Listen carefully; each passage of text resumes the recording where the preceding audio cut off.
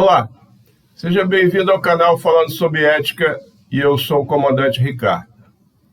No último vídeo, falamos sobre ética na filosofia de Immanuel Kant, no qual abordei a importante contribuição dele para o estudo da ética, que foi acrescentar a este fator noções de moralidade e dever. Assunto contido no capítulo 1 do meu livro Ética, Poder e Corrupção, disponível gratuitamente no site da Atena Editora, Ponta Grossa, no Paraná, cujo link está na página inicial desse canal. Então vamos lá. No vídeo de hoje falaremos sobre a ética na filosofia de Max Weber e Hans Jonas. Neste ponto, vamos sair da análise da ética em bases majoritariamente filosóficas e entrar para um campo mais prático e atual. Maximilian Karl Emil Weber, mais conhecido como Max Weber, foi um intelectual, jurista e economista alemão, considerado um dos fundadores da sociologia, que viveu na Alemanha de 1864 a 1920. Hans Jonas, outro filósofo alemão, nasceu em 1903 na Alemanha e faleceu em 1993 nos Estados Unidos e Nova York. Ambos deixaram importantes contribuições para o estudo da ética, somando-se àquelas deixadas por Aristóteles e Kant nessa linha de pensamento escolhida por mim para esse trabalho, proporcionando, na minha opinião, a adequação do estudo da ética para este século. O estudo da ética antes de Aristóteles era puramente filosófico, como já afirmei, e assim gerava debates intermináveis, uma vez que permanecia apenas no campo das ideias. Relembrando, foi Aristóteles que trouxe para esse debate o mundo concreto, adicionando as virtudes humanas e a razão ao estudo da ética. Posteriormente, Kant trouxe as responsabilidades e as consequências das decisões, contribuição que eu considero a mais importante para a postura ética, porque adiciona a preocupação com o outro, com o meio ambiente, enfim, com a sociedade como um todo. Ele traz uma importante característica, que é a relação de causa e efeito dos atos praticados, ou seja, sua consequência, que vai gerar repercussões em vários outros fatores relacionados à postura ética. Hans Jonas traz importantes questionamentos quanto aos fundamentos dos valores humanos com o passar dos anos e com a consequência mudança dos costumes numa sociedade livre. Afirmou Jonas: quando perguntamos que valores de ontem são utilizáveis e continuarão sendo utilizados no mundo de amanhã, como importantes, estamos perguntando, ao mesmo tempo, quais envelheceram e quais perdem a importância, mas também, vice-versa, quais novos valores um novo amanhã trará à tona.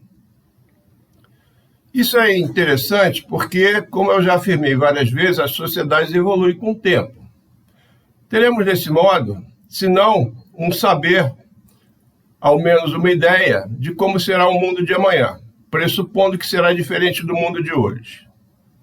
Reforçando essa reflexão de Jonas, ele mostra a importante transição entre o entendimento dos fundamentos da ética de Aristóteles, inicialmente filosófica, que tratava das virtudes humanas, mas que passou a se basear na razão e no mundo concreto, e sua posterior evolução por meio dos estudos realizados por Kant, que introduziu a noção de dever e dos princípios, passando pela modernidade até chegar na atualidade, adequando-se à complexidade do século XXI.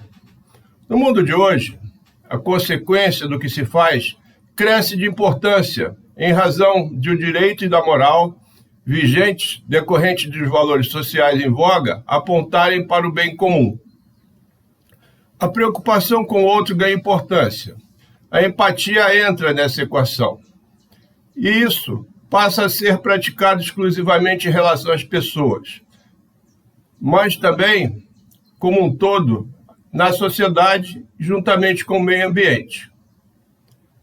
As consequências dos atos têm um grande fator que passa a ter importância fundamental nas relações sociais, institucionais, negociais, enfim, todas as relações empreendidas por pessoas que compõem a sociedade, que é a responsabilidade. Para Robert Henry Sohr, em seu livro Ética Empresarial, a ética difere da sociologia, que estuda relações sociais em geral. Ela focaliza ações e decisões dos agentes sociais apenas e tão somente quando afetam os demais agentes. Ela se importa em saber se tais ações e decisões respeitam os interesses dos outros ou, se ao contrário, os desrespeitam, ou seja, está relacionada também à sociedade.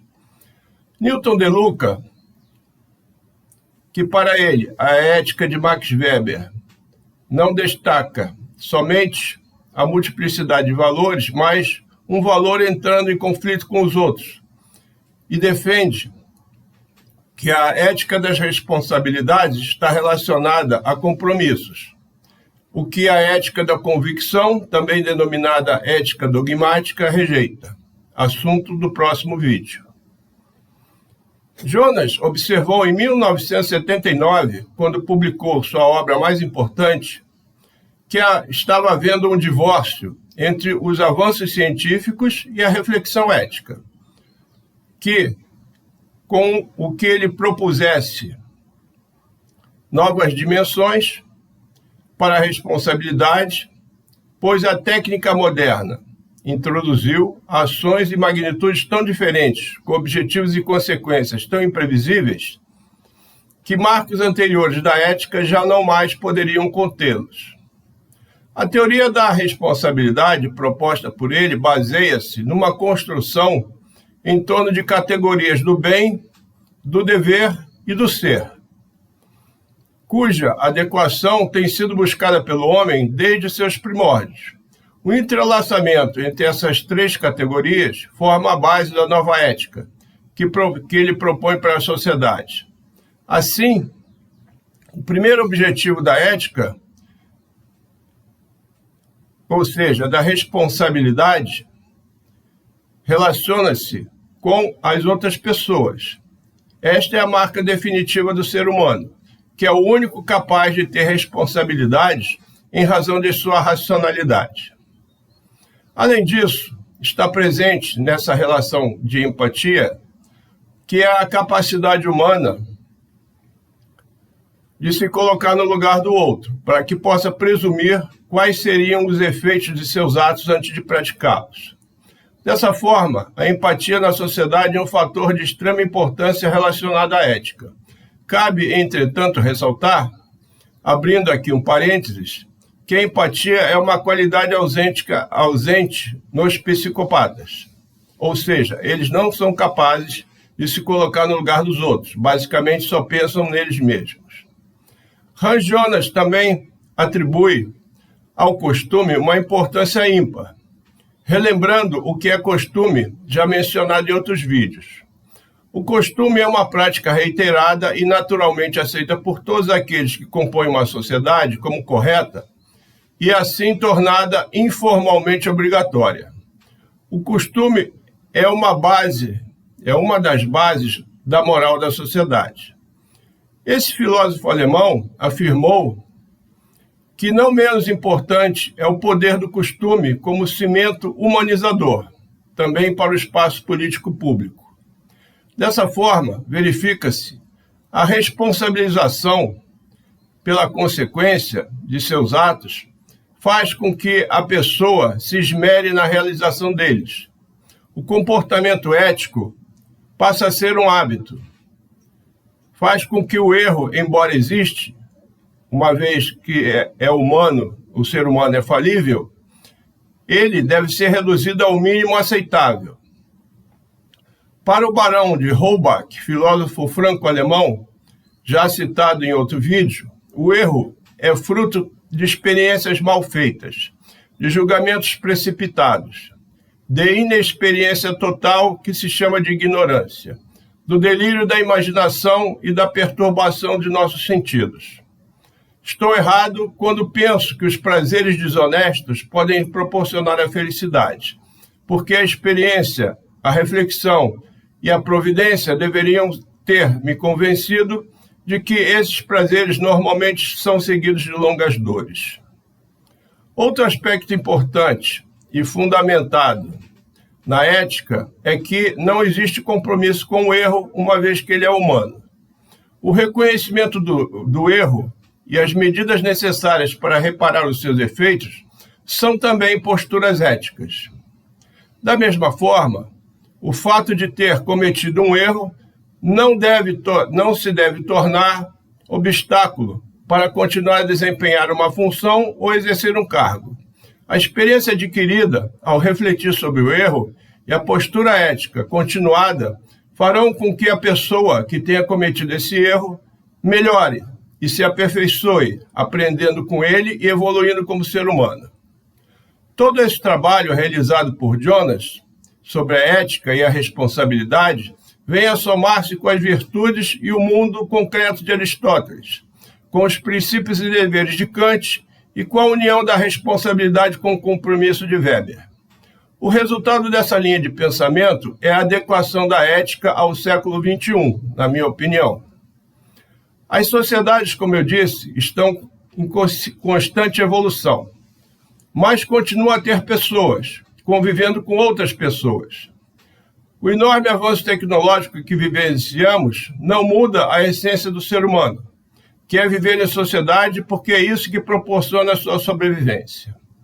No mundo multifacetado como o atual, a ética associada a todos os fatores que citei acima é o resultado de uma evolução de séculos, desde antes de Aristóteles, antes de Cristo. Entretanto, a premissa de Aristóteles de que o propósito da vida das pessoas é ser feliz nunca deixará de ser válida. Afirmou ele, é o caráter que faz as pessoas serem o que são, mas são suas ações que as tornam felizes ou infelizes. Bem, por hora é isso que eu queria transmitir para você que me prestigia hoje com a sua atenção nessa manhã de domingo. Deixo aqui meu muito obrigado. Se gostou desse vídeo, deixe o seu gostei e, se desejar, compartilhe e inscreva-se nesse canal.